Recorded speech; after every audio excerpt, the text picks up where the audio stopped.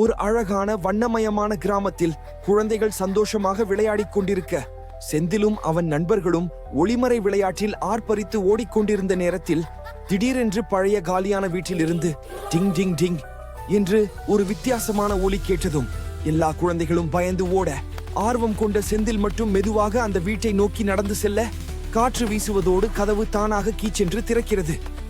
உள்ளே மங்கலான ஒளியில் தூசி படிந்த பொருட்கள் நடுவே பழைய மேசையின் மேலே பளபளக்கும் ஒரு கல் பிரகாசிக்க, செந்தில் அதை தொட்ட உடனேயே அந்த கல் நகைச்சுவை குரலில், "ஏய், என்னை தூசி துடைக்க வந்திருக்கியா?" என்று பேச பயந்த செந்தில் பின் சென்று விழுந்து விடுகிறான். பிறகு தைரியமாக எழுந்து கல்லை துடைக்க தொடங்க, அது வண்ண ஒளிகளில் மின்னி சுழன்று, "இனிமேல் நீ நினைச்சது முன்னே நடக்கும் சக்தி உனக்கு" என்று கூறி மாய ஆற்றலை செந்திலுக்குள் ஊற்றுகின்றது. மறுநாள் பள்ளியில் செந்தில் மனதில், இன்று ஹோம் ஒர்க் இல்லாதிருந்தா நல்லா இருக்கும் என்று நினைத்தவுடன் ஆசிரியர் மகிழ்ச்சியாக, "குழந்தைகளே, இன்று ஹோம் ஒர்க் இல்லை" என்று அறிவிப்பதால் எல்லா குழந்தைகளும் கத்தி மகிழ செந்தில் கிராமத்தின் சூப்பர் செந்தில் என பிரபலமாகிறான்.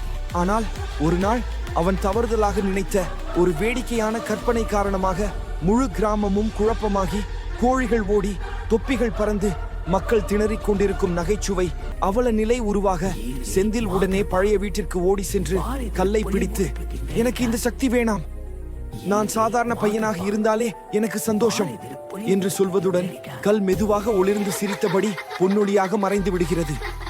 வெளியே ஓடிய செந்தில் தனது நண்பர்களுடன் மீண்டும் சிரித்து விளையாட, வண்ணமயமான கிராமத்தின் அழகான சாயங்காலத்தில் குழந்தைகளின் சிரிப்பு ஒலி முழுவதையும் மகிழ்ச்சியுடன் நிரப்புகிறது.